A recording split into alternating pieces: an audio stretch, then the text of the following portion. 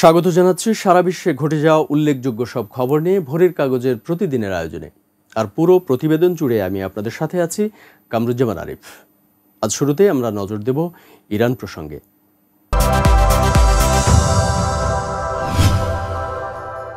দ্বিতীয় দিনের মতো অনুষ্ঠিত হয়েছে নিহত ইরানি প্রেসিডেন্ট ইব্রাহিম রাইসি ও তার সঙ্গীদের শেষকৃত্য অনুষ্ঠান।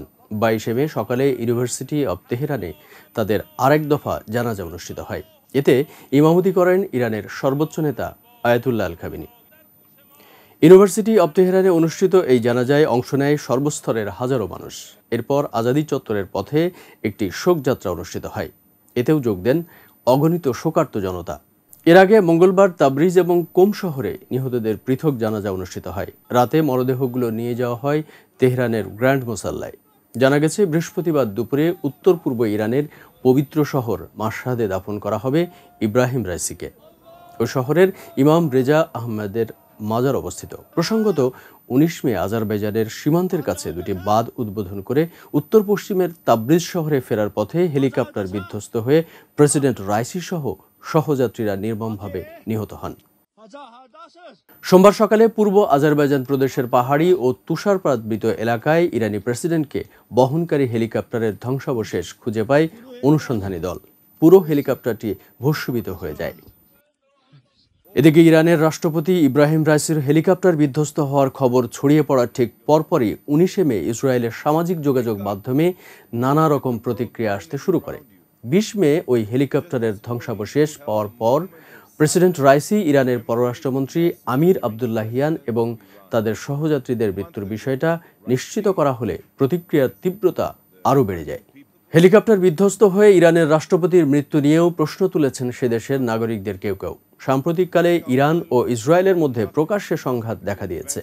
এই সংঘাতের মাঝেই ইরানের রাষ্ট্রপতি ও পররাষ্ট্রমন্ত্রীর আকস্মিক মৃত্যুর ঘটনায় কেউ কেউ ইসরায়েলকেও সন্দেহ করছেন। তবে এই ঘটনায় তাদের হাত থাকার কথা শুরু থেকেই অস্বীকার করেছে ইসরায়েল।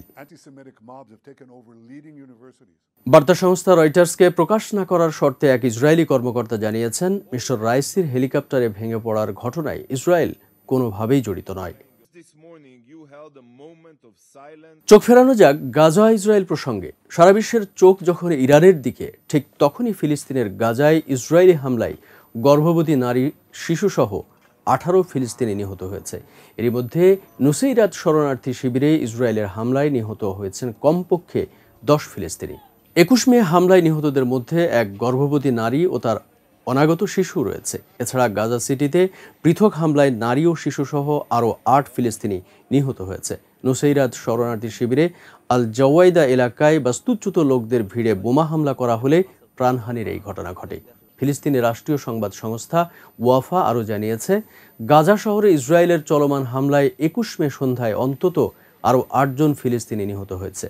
একজন চিকিৎসকের উদ্ধৃতি দিয়ে সংস্থাটি বলছে, শহরের দারাজ এলাকায় ইসরায়েলি ক্ষেপণাস্ত্র হামলার 4 ফিলিস্তিনি নিহত হয়েছেন, যার মধ্যে একটি শিশুও রয়েছে, যার বয়স এখনও 1 বছর পূর্ণ হয়নি। অন্যদিকে শহরের তুফাপাড়ায় আরেকটি ক্ষেপণাস্ত্র হামলায় 2 নারী ও এক নাবালক শিশুসহ আরও 4 জন নিহত হয়েছে। গত 7 অক্টোবর থেকে গাজা উপত্যকায় ইসরায়েলি হামলায় নিহত ফিলিস্তিনিদের সংখ্যা বেড়ে অন্তত 35,647 জনে পৌঁছেছে বলে গাজার স্বাস্থ্য মন্ত্রণালয় জানিয়েছে। এদিকে গাজা ইসরায়েল চলমান যুদ্ধের মধ্যে ফিলিস্তিনকে স্বাধীন সার্বভৌম রাষ্ট্র হিসেবে স্বীকৃতি দিতে চলেছে ইউরোপের দেশ আয়ারল্যান্ড। আজ 22 মে আনুষ্ঠানিকভাবে এই ঘোষণা দিতে পারে আইরিশ সরকার। কিছুদিন ধরেই ফিলিস্তিন রাষ্ট্রকে স্বীকৃতি দেওয়ার ইঙ্গিত দিচ্ছে ইউরোপীয় ইউনিয়নের সদস্য আয়ারল্যান্ড, স্পেন, স্লোভেনিয়া এবং মাল্টা। সম্মিলিতভাবে এই ঘোষণা দেওয়ার ইঙ্গিত দিয়েছে তারা।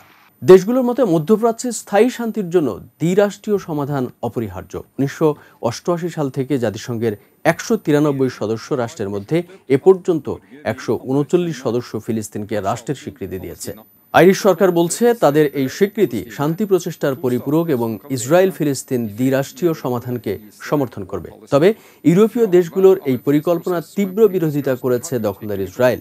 21 মে ইসরায়েলের পররাষ্ট্র মন্ত্রণালয়ের হুঁশিয়ারি দিয়ে বলেছে, এই স্বীকৃতি সন্ত্রাসবাদ আরও বাড়িয়ে দেবে, অঞ্চলটিকে অস্থিতিশীলতার দিকে নিয়ে যাবে এবং শান্তির জন্য যে কোনো সম্ভাবনাকে বিপন্ন করবে।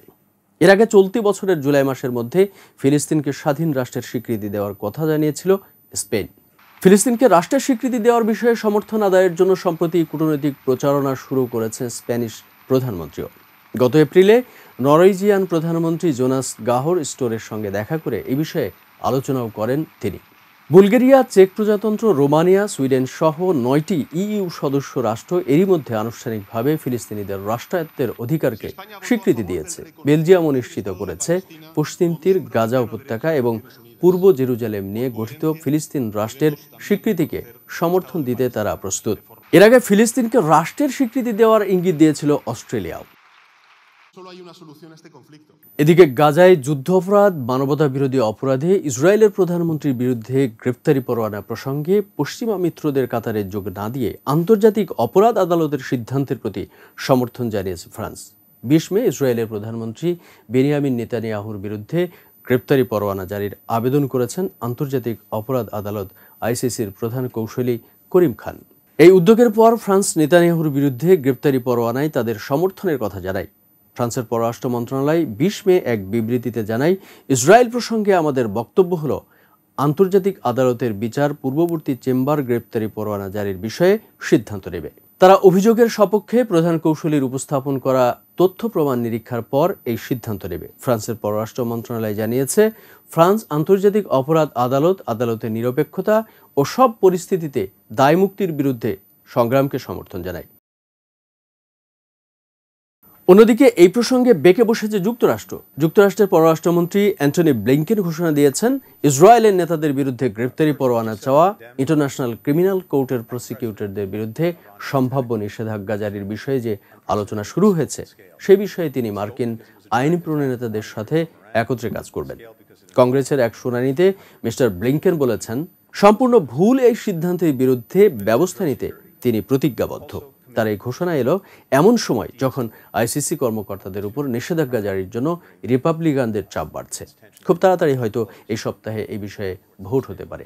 হামাসের 3 কর্মকর্তা, গাজায় নেতা ইয়াহিয়া সিনওয়ার, হামাসের কাশেম ব্রিগেডিয়ার মিলিটারি উইং এর কমান্ডার মোহাম্মদ দাইফ এবং হামাসের পলিটিক্যাল ব্যুরোর প্রধান ইসমাইল হানিয়ার বিরুদ্ধেও গ্রেফতারি পরোয়ানা চেয়েছেন মিস্টার খান।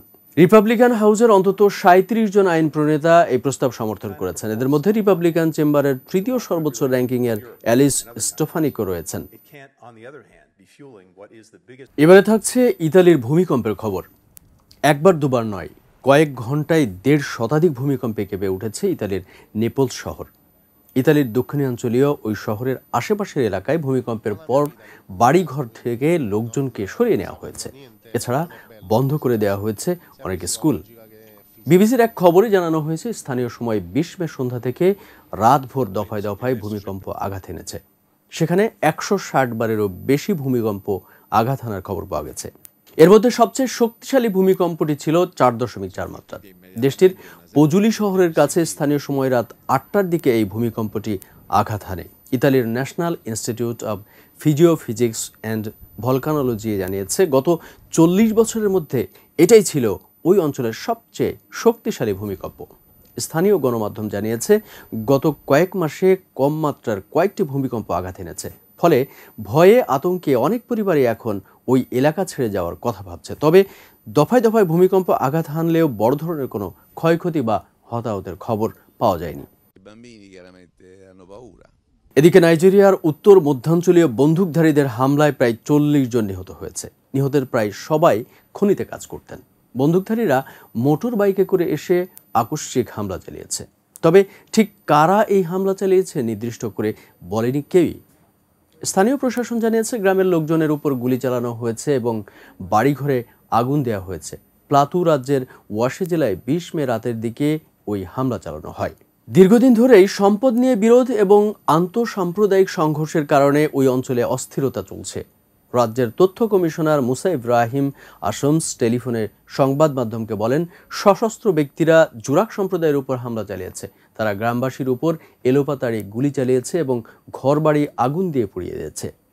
উত্তর পশ্চিম এবং উত্তর মধ্য নাইজেরিয়ার বিভিন্ন এলাকায় ভারী সশস্ত্র অপরাধী চক্রগুলো সক্রিয় রয়েছে। তারা মুক্তিপণের জন্য অপহরণ এবং লুটপাট করতে প্রায়ই বিভিন্ন গ্রামে অভিযান চালিয়ে থাকে। গত জানুয়ারিতে দেশটির মাঙ্গু শহরে আন্তঃসাম্প্রদায়িক সংঘর্ষ শুরু হয়। সে সময় গির্জা ও মসজিদে হামলার অর্ধশতাধিক মানুষ প্রাণ হারায়। এছাড়াও বাস্তুচ্যুত হয় আরও কয়েক হাজার মানুষ। এবারে থাকছে রাশিয়া প্রসঙ্গ। চলমান রাশিয়া ইউক্রেন যুদ্ধের মধ্যে রাষ্ট্রদ্রোহের দায়ে এক হাইপারসনিক ক্ষেপণাস্ত্র বিজ্ঞানীকে 14 বছরের কারাদণ্ড দিয়েছে রাশিয়া। আনাতোলি মাসলভ নামক ওই বিজ্ঞানী সাম্প্রতিক সময়ে রাষ্ট্রদ্রোহের অভিযোগে অভিযুক্ত রুশ বিজ্ঞানীদের মধ্যে একজন। তার বিরুদ্ধে রাশিয়ার হাইপারসনিক ক্ষেপণাস্ত্র কর্মসূচির তথ্য জার্মানিকে জানানোর অভিযোগ ছিল। কাতার ভিত্তিক সংবাদ মাধ্যম আল জাজিরা জানিয়েছে, 21 মে সেন্ট পিটার্সবার্গ শহরের একটি আদালতে পদার্থবিদ আনাতোলি মাসলভের বিরুদ্ধে ওঠা রাষ্ট্রদ্রোহের অভিযোগ প্রমাণিত হয়। এর পরপরই তাকে কারাদণ্ড দেওয়া হয়। এখন থেকে 14 বছর তাকে কঠোর নিরাপত্তায় ঘেরা একটি পেনাল কলোনিতে বন্দী থাকতে হবে। রুশ সংবাদ মাধ্যমের তথ্য অনুযায়ী আনাতোলি ও আরও কয়েকজন রাশিয়ার হাইপারসনিক ক্ষেপণাস্ত্রের বিকাশে গুরুত্বপূর্ণ ভূমিকা রেখেছেন। বিজ্ঞানীদের ওই দলটি শব্দের 10 গুণ গতিতে চলতে সক্ষম অত্যাধুনিক ক্ষেপণাস্ত্র তৈরিতে সাহায্য করেছেন। আনাতোলি রাশিয়ার একাডেমি অব সায়েন্সের তাত্ত্বিক ও ফলিত মেকানিক্স ইনস্টিটিউটের প্রধান গবেষক ছিলেন। তার সঙ্গে কাজ করা আলেকজান্ডার শিউলিউক ও ভ্যালেরি জেভিনগিন্টিসেভ নামক 2 বিজ্ঞানীকেও একই অভিযোগে গ্রেপ্তার করা হয়েছে। তারা দুজন বিচার শুরুর অপেক্ষায় রয়েছেন। মাসলভের আইনজীবী ওলগা দিনজে বলেছেন, এই রায়ের বিরুদ্ধে আপিল করার পরিকল্পনা রয়েছে তাদের। মাসলভ দেশদ্রোহী কোনো কাজ করেনি। রুশ প্রেসিডেন্ট ভ্লাদিমির পুতিনের দাবি, হাইপারসনিক অস্ত্রের ক্ষেত্রে রাশিয়া সবচেয়ে বেশি এগিয়ে রয়েছে। এমন পরিস্থিতিতে এই কর্মসূচি নিয়ে যে কোনো তথ্য অন্য কোনো দেশের সঙ্গে শেয়ার করা দণ্ডনীয় অপরাধ ও রাষ্ট্রদ্রোহের শামিল। দর্শক, এই ছিল সারা বিশ্বে ঘটে যাওয়া উল্লেখযোগ্য কিছু খবর নিয়ে ভোরের কাগজের আজকের আয়োজন। যারা এতক্ষণ আমাদের সাথে ছিলেন তাদের অসংখ্য ধন্যবাদ। সারা বিশ্বের সব খবর সবার আগে জানতে সাথে থাকুন আমাদের ভোরের কাগজ ইউটিউব চ্যানেল ও ফেসবুক পেজে। ভালো থাকবেন সবাই। আল্লাহ হাফেজ।